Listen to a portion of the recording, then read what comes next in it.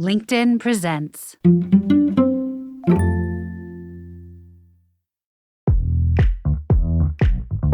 Good morning. I'm your host, Michael Kovnat, and this is the Next Big Idea Daily, where we unpack life-changing ideas from the best new books. Do you ever feel like no matter how much you achieve, it's never quite enough? That's the hidden weight of perfectionism. And according to clinical psychologist Ellen Hendriksen, it's a silent epidemic fueled by today's demanding, hypercritical culture.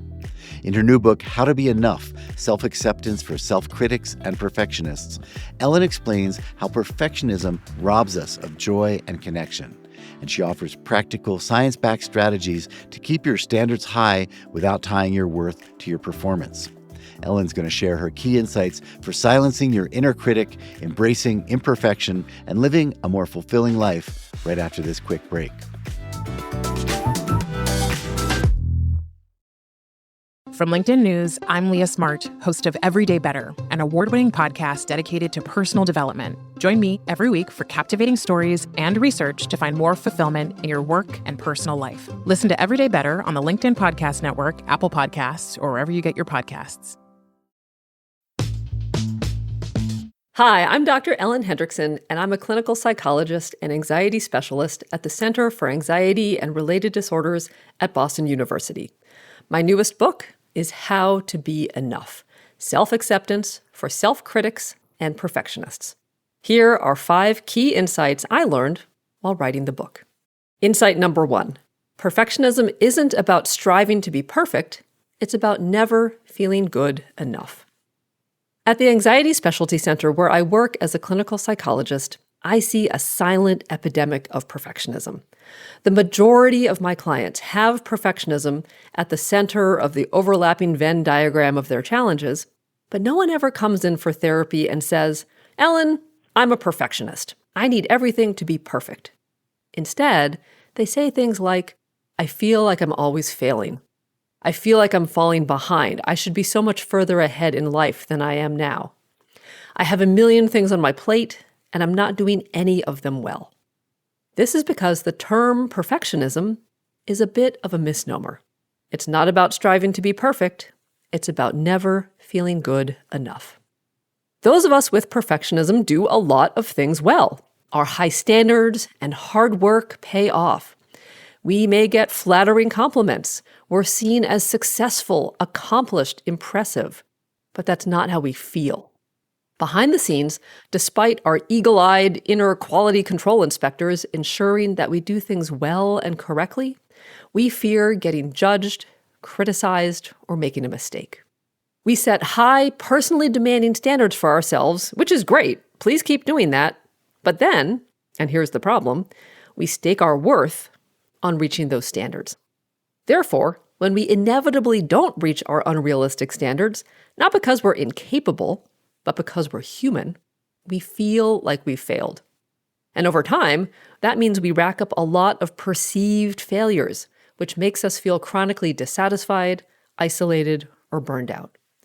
In short, we look like we're hitting it out of the park, but we feel like we're striking out. And it doesn't just come from within. It comes from all around us in an ever more competitive, ratings-oriented, optimization-focused culture.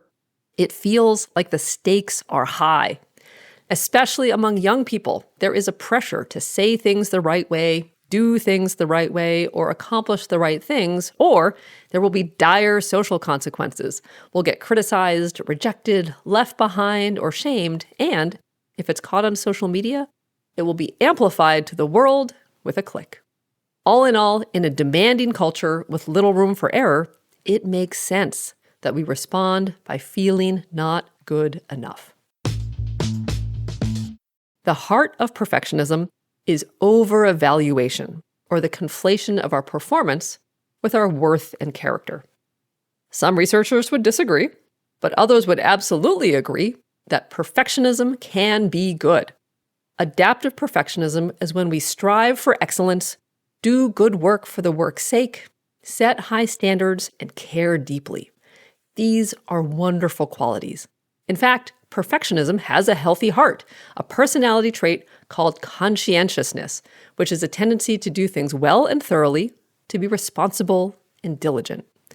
I like to say it's the least sexy superpower. But as far as personality traits go, it's the one to choose for a good life, both objectively and subjectively.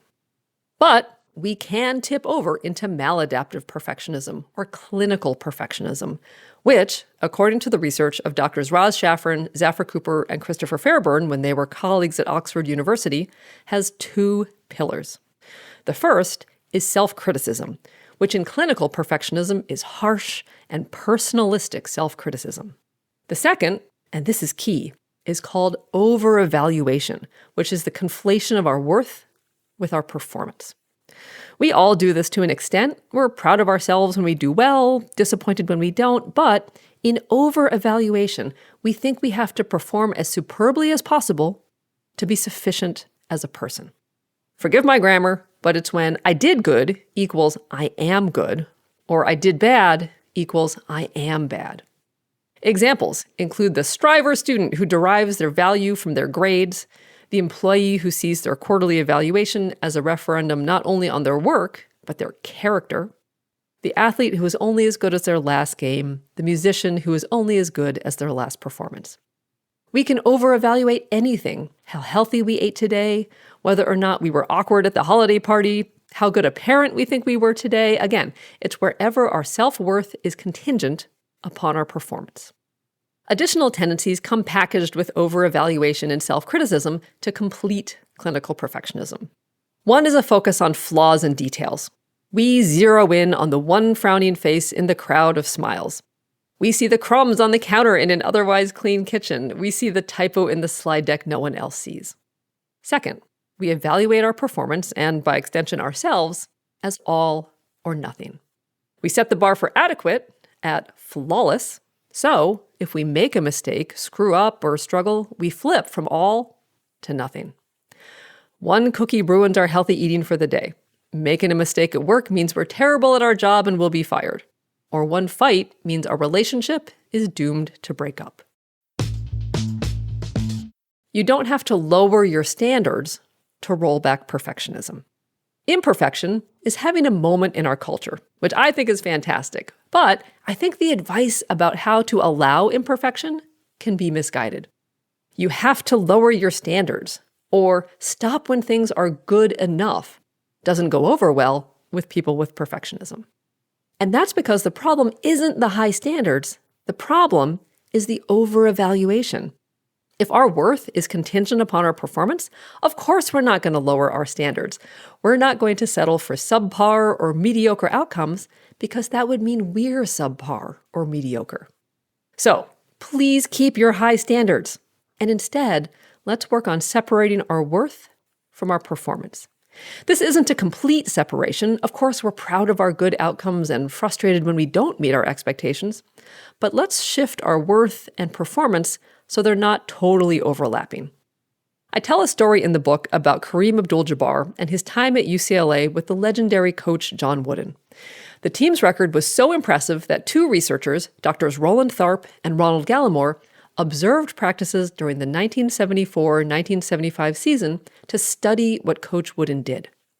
And they discovered that he very seldom praised or criticized his players. Instead, as a former high school teacher, he did just that. He taught. He said what to do and how to do it. He said things like, pass from the chest, take lots of shots where you might get them in games, pass the ball to someone short, run, don't walk. All in all, he was focused on information, not evaluation. We can take a page from this book, shift from evaluation to information. Take the stance of a sculptor eyeing a block of marble. What would make this work better? What would be helpful for the work? Evaluative self-talk is personal, general, and permanent. Like, I'm so stupid. While task-focused self-talk is external, specific, and fixable. Pass the ball to someone short. For example, I had a client who was studying violin performance, and she would mercilessly criticize herself in the practice room. So, we worked on shifting her self-talk from statements like, why can't I do this? What is wrong with me? To, try it with a slow metronome, or one measure at a time. Again, it's not about the high standards. Keep your high standards. Instead, shift from evaluation to information so you can strive for excellent work for the sake of excellence. You don't have to change your self-criticism to feel better. Instead, you can change your relationship to your self-criticism. Everybody criticizes themselves from time to time. In fact, self-criticism is the core of humans' ability to self-regulate. A healthy dose of self-judgment helps us evaluate and modify our behavior and ultimately get along more harmoniously with our fellow humans. Evolutionarily, we critique ourselves to better ourselves. But in perfectionism, self-criticism can overgrow its usefulness. Add in a tendency towards over-evaluation, a focus on flaws and details, and all-or-nothing conclusions, and perfectionistic self-criticism can be a harsh and painful experience that, experienced over and over, makes us feel inadequate, incapable, or like a failure. But consider that those of us with perfectionism are conscientious. We take things seriously. But that means we also take our self-critical thoughts and feelings seriously, even literally. Therefore, rather than trying to stop criticizing ourselves, which is akin to fighting biology and evolution, we can instead change our relationship to self-criticism. Enter a technique called cognitive defusion, which detangles us from our thoughts. It emphasizes that our self-criticisms are thoughts, not reality or truth. They're just thoughts. A fan-favorite cognitive defusion method is to play with our self-critical thoughts and make them a little bit ridiculous or irreverent. For example, I have a client who likes to picture Animal from the Muppets beating his drum set and yelling his thought, which is, "Everyone will judge you." I have another client whose thought is, "You're going to let everyone down." And she has made up a little tune and sings the thought to herself when it pops into her mind. Our self-critical thoughts won't go away, but we can engage with them differently. For me, I try to live by the book's subtitle, Self-Acceptance for Self-Critics and Perfectionists. Part of true self-acceptance is realizing this is just what my brain does. Just like some brains are wired to be optimistic or pessimistic or introverted or extroverted, some brains are wired to be self-critical. But that doesn't mean that the self-critical thoughts my brain generates are true, nor do I need to take action, change myself, or make the thoughts stop. They can just float by like the music at a coffee shop. It's there, I can hear it, but I don't have to sing along. I don't have to get wrapped up in it or take it as truth. Perfectionism seems like a personal problem, but it's really an interpersonal problem. Perfectionism is what researchers call interpersonally motivated, meaning it's trying to help us belong to the tribe. But perfectionism takes us down the wrong path. It tells us we have to perform as superbly as possible in order for people to like us. We have to be good at things in order to belong. But think about why your friends are your friends. Are you friends with them because they're good at things? Do you like them because they're skilled at conversation, or they always pick a good restaurant, or they're one of the fastest runners you know? None of these things are bad, but I'm guessing that's not the core of why you like them. More likely, you're friends with your friends because of how they make you feel, connected, supported, understood, like you can be yourself. Perfectionism tells us to engage in what's called perfectionistic self-presentation, to show only what's going well and to hide our problems and shortcomings. We're trying to keep ourselves socially safe by putting our best foot forward and hiding the mess, but then we come across as superhuman or unrelatable or intimidating, and that keeps us from connecting deeply and authentically. What helps us connect? Ironically, it's letting people see some of the mess. Vulnerability is one of those words that gets thrown around a lot, so let's define it.